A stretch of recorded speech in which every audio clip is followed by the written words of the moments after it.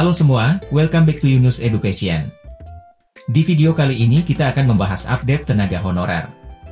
Sebelum lanjut ke video, jangan lupa terus dukung channel ini dengan cara klik subscribe, like, komen, share dan aktifkan lonceng notifikasinya.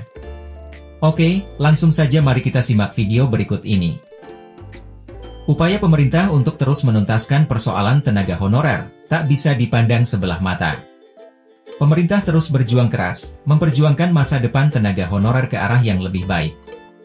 Hal ini dilakukan sebagai bentuk apresiasi pemerintah terhadap pegawai honorer yang telah mengabdi untuk negara.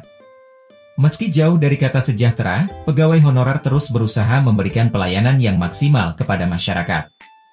Sudah sepantasnya mereka mendapatkan hak dari buah pengabdiannya selama bertahun-tahun.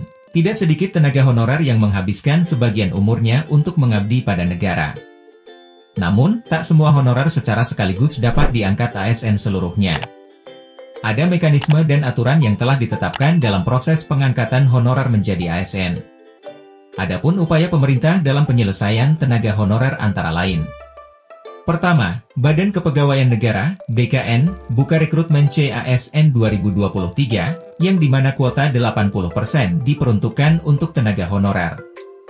Kebutuhan formasi CASN 2023 didominasi oleh tenaga honorer bidang pendidikan dan tenaga honorer bidang kesehatan.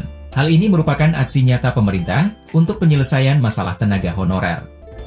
Kedua, pemerintah telah mengesahkan UU ASN 2023 pada sidang paripurna DPR RI tanggal 3 Oktober 2023. Salah satu poin penting dalam UU ASN tersebut ialah adanya unsur baru dalam tubuh ASN yakni PPPK part-time atau paruh waktu. Unsur baru ini sebagai penyelamat bagi tenaga honorer yang nantinya terdampak kebijakan penghapusan pada Desember 2024 mendatang. Tenaga honorer tak lagi khawatir dengan wacana pemberhentian. Sebab, UU ASN telah menjamin nasib honorer untuk berkarir di instansi pemerintah. Namun, pernyataan tersebut hanya berlaku bagi honorer yang memenuhi kriteria yang telah ditetapkan pemerintah.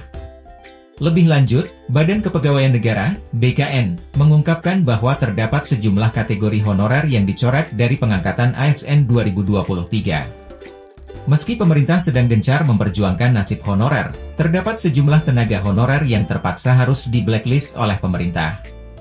Berikut kategori tenaga honorer yang dicoret BKN dalam pengangkatan ASN. Pekerja lapangan, penagih pajak, penjaga terminal, pengamanan dalam, penjaga pintu air, operator komputer, petugas keamanan, layanan kebersihan, pramutamu, keamanan, sopir. Alasan dicoretnya honorer tersebut dari pengangkatan ASN karena tidak perlu memiliki kualifikasi khusus. Beda halnya dengan tenaga honorer kesehatan dan tenaga honorer pendidikan yang harus memiliki kompetensi di bidangnya. Terakhir, BKN juga mengeluarkan rilis kategori honorer yang lolos pendataan non-ASN dan sukses terverifikasi BKN, di antaranya. 1. Tenaga honorer yang bekerja dalam bidang pendidikan. 2. Tenaga honorer yang bekerja dalam bidang kesehatan. 3. Tenaga honorer yang bekerja dalam bidang penelitian. 4. Tenaga honorer yang bekerja dalam bidang administrasi. 5. Tenaga honorer yang bekerja dalam bidang fungsional. 6. Tenaga honorer yang bekerja dalam bidang pertanian. Sekian, semoga informasi tadi bermanfaat dan sampai jumpa di video berikutnya.